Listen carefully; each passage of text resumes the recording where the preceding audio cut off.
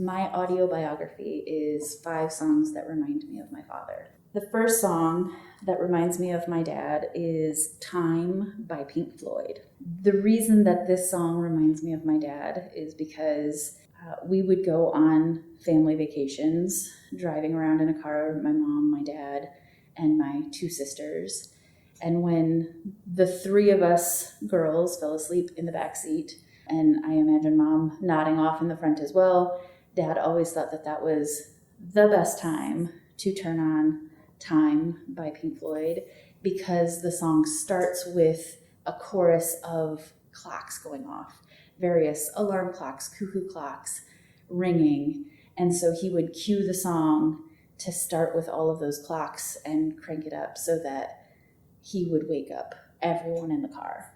And he thought it was hilarious every single time that he did it. And he was a fan of Pink Floyd in general anyways, so I feel like a lot of my childhood involved, Dad listening to Pink Floyd in the background. So this song absolutely reminds me of my father. The second song on my audiobiography is These Eyes by the Guess Who. My dad drove a lot, and a lot of my memories involve my dad in vehicles. My dad owns a construction company, a building company outside of Flint, Michigan, or in Flint, Michigan. And he would deliver stores or countertops all around the Midwest. And growing up, oftentimes we would ride with him in his work truck. And his truck had a tape deck in it. And so he had a couple of cassette tapes in his truck that we would listen to. And one of them was the Guess Who. So really, there are a lot of Guess Who songs that remind me of my dad, but it's just These Eyes is one of those songs that I can't hear without also hearing my dad singing over it. The song also has a lyric in it when it gets going. It says, "These eyes have seen a lot of love, but they're never going to see another one like I had with you." And I remember hearing that bit as a child and remembering thinking, I have no idea what they just said. They said it so fast and it was so many words and I was too little to really understand what was even being said. It just sounded fun when Dad was singing this song aloud. Third song on my audiobiography is You've Got It by Roy Orbison. And I have to preface this story by saying that it's a false memory. I remember this incorrectly. So I have a vivid memory of, again, being in a car delivering something with my dad and hearing Roy Orbison's You Got It. I remember the song, again, throughout my childhood. I heard it, Dad would sing it. It's just a song that reminds me of my childhood and of my dad. But in this particular memory, I remember this song coming on and my dad taking a moment to say, "Do you know who's singing this song? Do you know how the singer of this song died?" And then telling me about essentially the story of John Lennon and how he was assassinated for his political beliefs. And I'm sure that John Lennon's song Imagine came on and that was what he was talking about.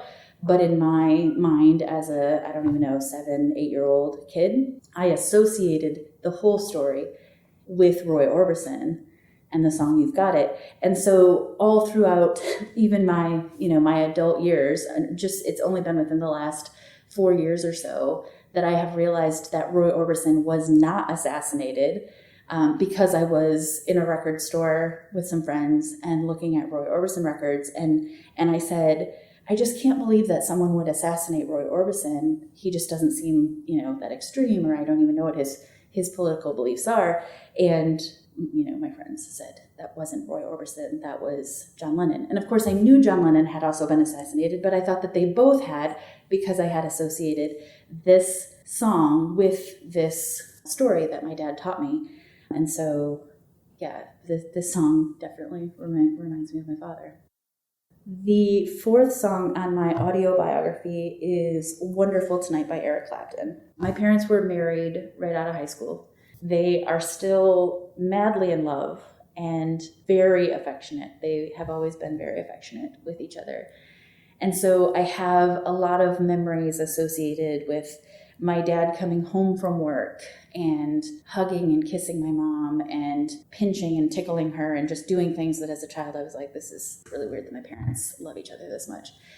But I have a lot of memories of this song associated with my parents, in that being a kid in the mid-90s and going to all of the family weddings, and it just seems like it always played at weddings, and I would see my parents slow dancing to this song, or even in the living room if it were to come on the radio, I can imagine my parents slow dancing to this song, and listening to it just reminds me of my dad, of my parents.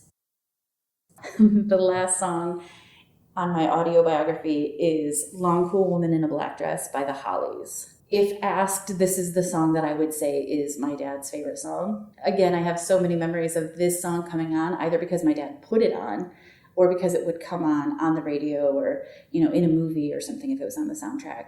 And my dad getting excited because he loves Long Cool Woman in a Black Dress. And so he sings along, and again, I just can't hear the song without hearing my dad's voice over it. It's his song, and it reminds me of him. I don't know that my dad tries to be a great singer or sound great when he is singing. He can hit the notes. He has tone, and he can sing, but he also does it in a way that he's just doing it because he loves it, and he's feeling the song, not because he's trying to sound good or impress anybody.